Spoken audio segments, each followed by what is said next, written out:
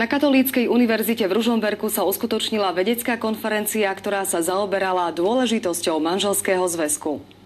Konferencia je reakciou na čoraz zväčšujúce sa útoky na tradičné manželstvo. Tie prichádzajú hlavne zo strany liberálnych kruhov. Je na čase prejsť do protiútoku, to znamená, že organizovať, povedzme, konferencia ako je táto, kde sa bude brániť tradičná podoba manželstva, to znamená manželstvo muža a ženy. To je ohrozované hlavne homosexuálnymi partnerstvami. Už tým ideálom nie je muž a žena, potenciálny otec a mama, ktorí môžu spolu splodiť dieťa a ktorí sú potrební pre výchovu dieťaťa, ale už sú to hociakí dvaja dospelí ľudia.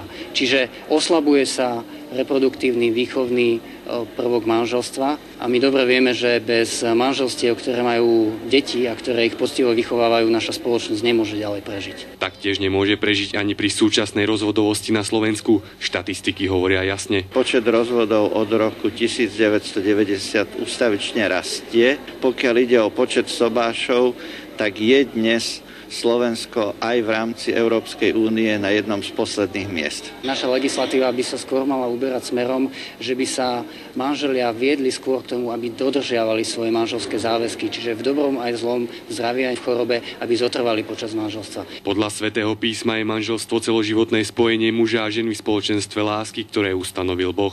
A preto je potrebné, aby sme aj my vysvetľovali ľuďom, že teda aké sú tam ohromné milosti a dary, ktoré plynú práve zo sviatostného manželstva.